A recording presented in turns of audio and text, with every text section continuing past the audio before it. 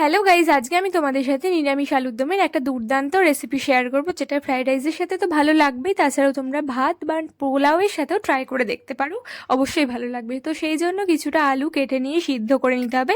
তারপর কড়াইতে কিছুটা তেল দিয়ে নুন হলুদ দিয়ে হালকা করে ভেজে নামিয়ে রাখতে হবে। তারপর ওই তেলেই কিছুটা জিরে, গোটা গরম মশলা এবং তেজপাতা, শুকনো লঙ্কা দিয়ে তার মধ্যে কেটে রাখা টমেটোটা দিয়ে কিছুক্ষণ ভেজে নিতে হবে।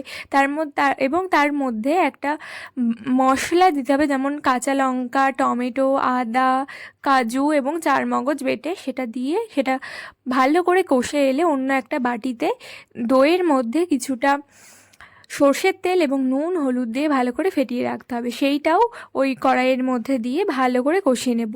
এবং দুটো মশলা ভালো করে কষে এলে পরিমাণ মতো নুন এবং হলুদ দিয়ে নেব, এবং তারপর ওই আগের থেকে ভেজে রাখা আলুটাও এটার মধ্যে দিয়ে ভালো করে বেশ খানিকক্ষণ কষিয়ে নেব। এবং তোমরা কিন্তু অবশ্যই একটু চিনি অ্যাড করতে ভুলো না। চিনিটা অ্যাড করলে পুরো টেস্টটা একটা ব্যালেন্স আসে আর খুব ভালো টেস্ট হয়। তো তারপর আলুটা ভালো করে কষে এলে তার মধ্যে জল দেবো। তোমরা নর্মাল জলই ইউজ করতে পারো, কিন্তু আমি একটা বাটিতে জলটা গরম করে নিয়ে ইউজ করেছি, তাতে কিন্তু খুব ভালো ফ্লেভার আসে। তো তারপর এই আলুটা সেদ্ধ হয়ে গেলে আমাদের আলুর দম একদম রেডি। আর যেহেতু চারমগজ আর কাজু বাদাম দিয়েছি, ওই জন্য ঝোলটা একটু ঘন হবে। আর তারপরে একটু লাস্টে গরম মশলা ছিটিয়ে দিলে নামিয়ে ফেলে রেডি আমাদের টেস্টি আলুর দম। তো তারপর আমি ফ্রাইড রাইসের সাথে সার্ভ করে খেয়ে নিলাম। রান্নাটা কিন্তু দুর্দান্ত হয়েছিল। তোমরা অবশ্যই লাইক, কমেন্ট অ্যান্ড শেয়ার করে দিও।